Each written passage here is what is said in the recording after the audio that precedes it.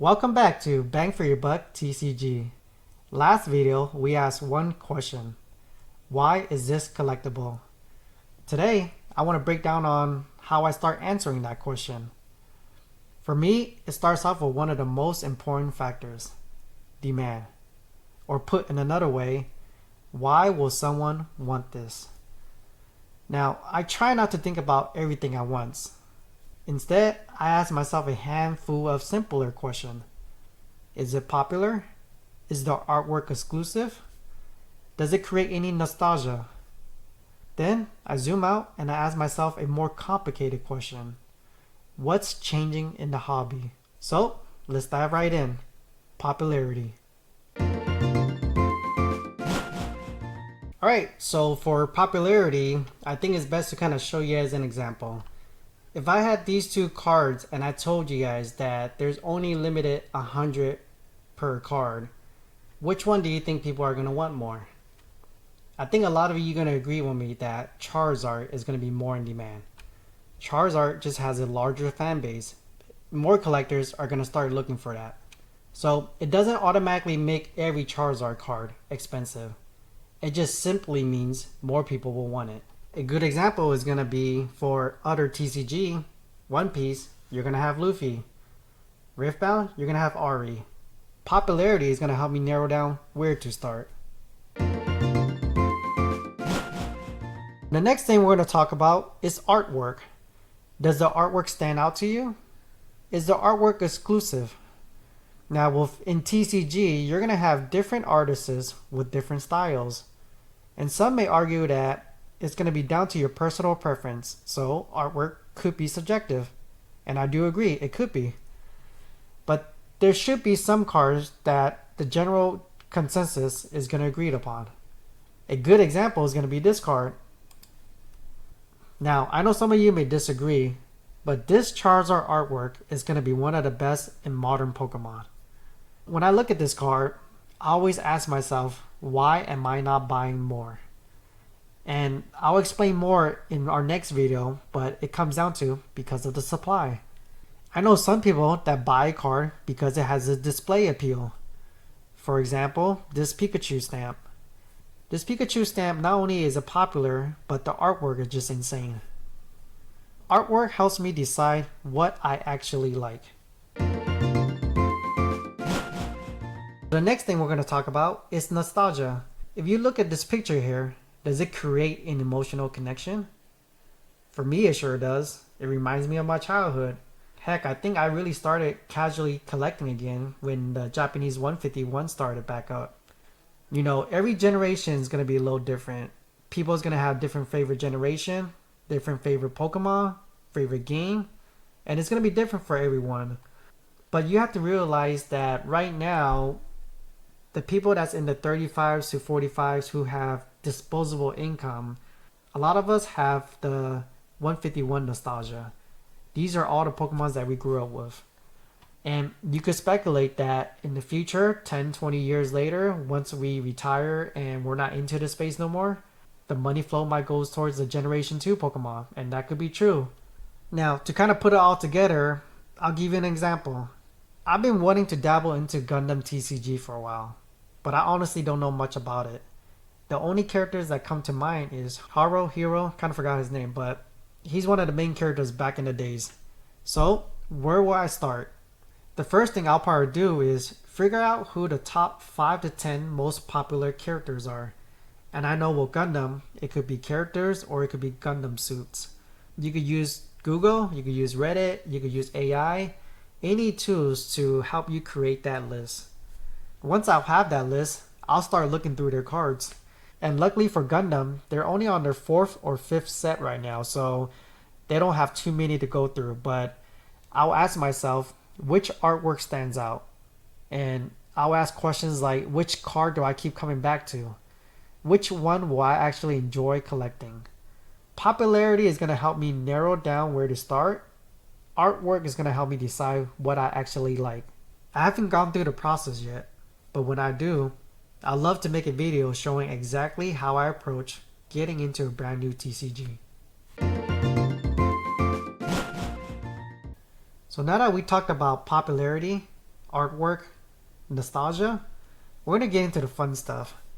And one question is going to be, what's changing in the hobby? Now, the hobby is constantly changing, and what's working for me in 2026 may not work for you in 2028. So you always got to be in the market to really get a feel for what's working and what's not. Understanding what's changing help me understand why demand might change too.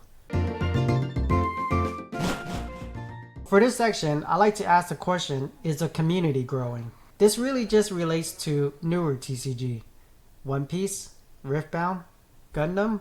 Some of the things to consider will be, is the fan base growing? Is the player base growing? Are more stores running events? Are tournaments getting bigger? For example, Riftbound. I see more players joining, more stores supporting it, and even more events happening globally. With all this different factor, it helps me gauge how the demand is for Riftbound. So this next section that I look into is, how are people buying? This question is interesting because when I started collecting back then, Whatnot and live streams were everywhere. That completely changed how a lot of people bought sealed product. Instead of buying it from a website, people were buying it through live streams. It kind of blew my mind. I prefer buying it online, having it shipped to me, and opening up myself.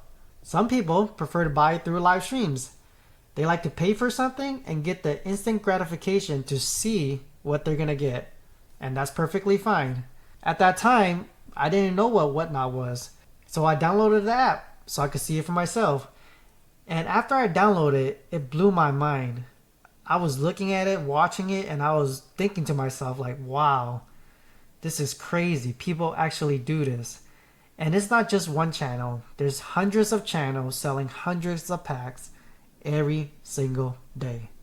It was because of this that made me think this actually could be an investment. Look at the amount of demand that this platform is driving. Live streaming is going to be a big part in this space, and the more you understand it, the more you see it for yourself, the more conviction you have in your own decision to see if this is a big driving factor in demand or not.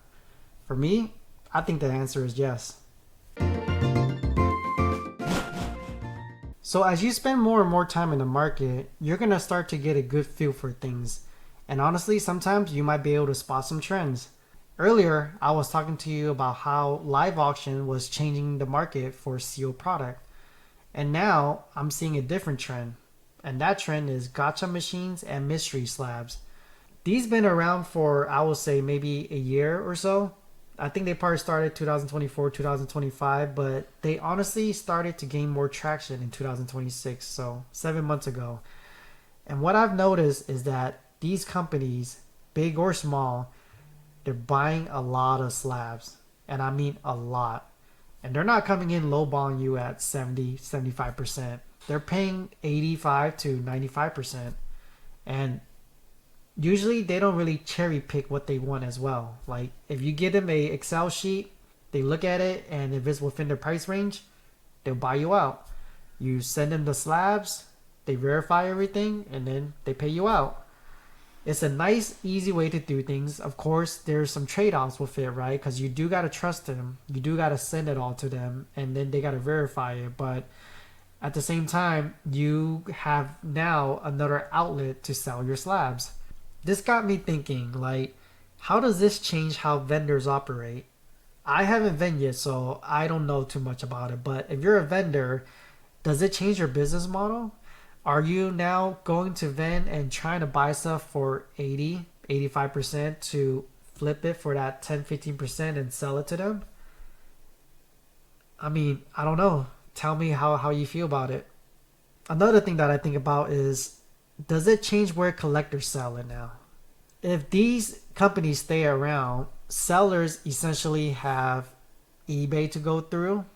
They just got to pay for the fees, but they usually get the highest price. So that's the trade-off in using eBay. Or they could go to trade shows and look for these groups and sell it to them. And it really makes me wonder, how is this driving demand for graded products now? Now when I look at my portfolio, it's about 50% sealed and 50% slabs. And I've noticed that my slab allocation actually has a lot more better returns than the sealed. I do want to believe that sealed is king, is more safer, is more consistent, and you could argue that sealed is going to have his time, you know. But when you look back on the data from 6 to 8 months ago, graded cards have been growing a lot more better than the sealed side. And who knows, I could be wrong, right? But for now, I'm about 50% in sealed, 50% in slabs, and I'm happy with that. It caters to my risk tolerance. So yeah, that's everything that I wanted to go through in this episode. Hopefully it wasn't too overwhelming. I was really trying to get you guys to understand my thought process and how my brain is working when I'm thinking about demand and what I ask myself. To recap, when I'm looking at a collectible, I think about popularity, I think about artwork, and I think about nostalgia. And I pay attention to what's changing in the hobby. None of these things tell the whole story on their own, but together they help me understand why someone won a car. And that's how I look at demand. That's it for today. I'll see you in the next one.